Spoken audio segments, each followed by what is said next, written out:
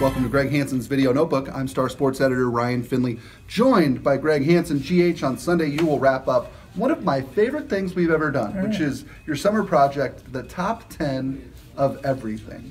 Every day for the last 3 months, you've done a top 10 list about Tucson sports. A couple of my favorites, 10 favorite Lute Olson quotes of all time. I thought that was good. The countdown to high school football, running backs of all time was fantastic. And on down the line, what has been sort of your big takeaway from doing this project this summer? That I didn't expect much feedback, and I got more feedback than I ever remember getting on anything. Wow. Which I liked, of course. Of course. But a lot of it wasn't happy feedback.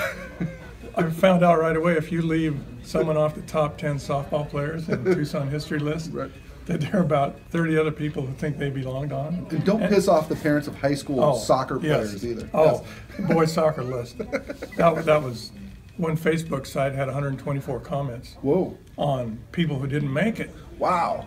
Wow. And I ran that list by Wolfgang Weber and Dave Cosgrove to make sure it was right. Right. And yet 134 people said it was wrong. Wow. Wow. Does it give you a greater appreciation for just how much talent has come through Tucson over the years?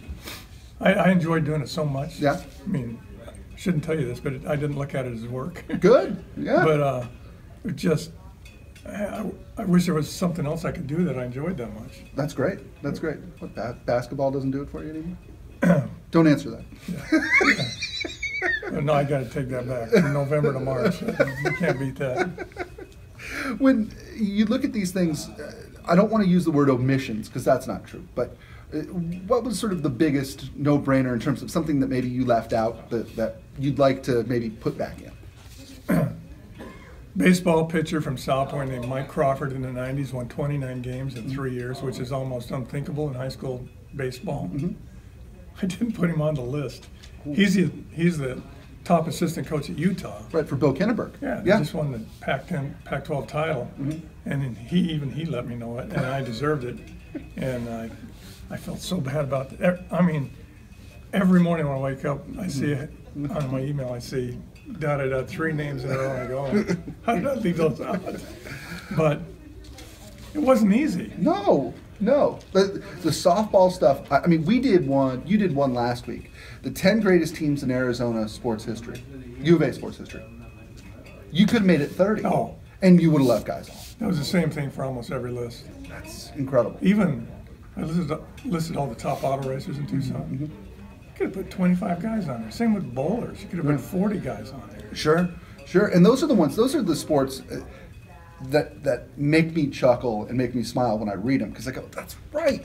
There was a time when auto racing in Tucson was a giant deal, when the biggest sporting event of the year was the Indy 500. Yeah, and Tucson had 3 guys in there. Right. There was a time when bowling was a massive deal here. One of our colleagues here, Dave Ord, worked for the Pro Bowlers Tour, and it was a very big deal back in the 70s and 80s.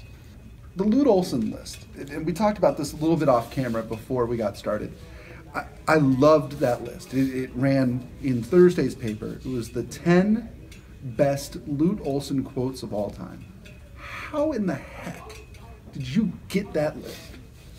Well, I was there in person on every one of those quotes. Right. And I remember a lot of them.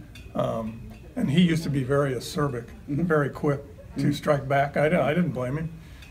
I mean, he lost those first 2-round games back-to-back years. He took so much heat, more than Rich Rod's ever taken. And so when he finally got to the Final Four the next year, he fired back. And Lute was like that then. Because it's funny, when I first came back here to work, or when I came out here for school, it was like 98, 99. He was almost genteel in his older years.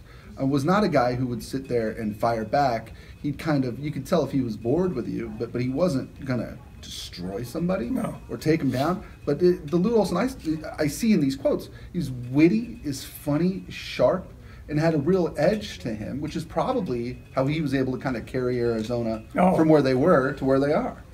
The first ever, this goes back a long way, Pac-10 Media Day he attended as Arizona's coach. Arizona was picked 8th and almost 10th.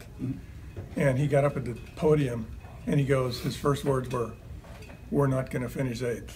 That's great. And he went on, took it from there. Would they finish that year? They finished 8-10 in the league, and it was a tie for 5th. But by the end of the year, they were probably the second best team in the league. Wow, it's really cool. Well, Greg, it's been a pleasure to read right. all of your top 10s all summer. And one of the cool parts about my job, I tell people this all the time. So I get to read Greg Hansen stuff before anybody else. Yeah. And so I can sit there and I can go, hey, this is fantastic. Yeah. And it's been a great series. So look forward to the end of that on Sunday. That'll do it for this episode of the Greg Hansen Video Notebook. One more thing before we go. Can we embarrass somebody? What do you think?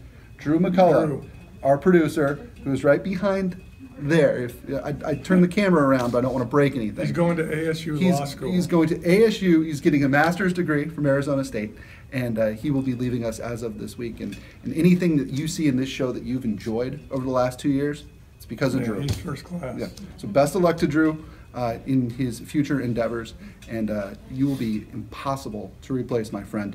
That'll do it for this episode of Greg Hansen's Video Notebook. For Greg, I'm Ryan. And Drew, adios.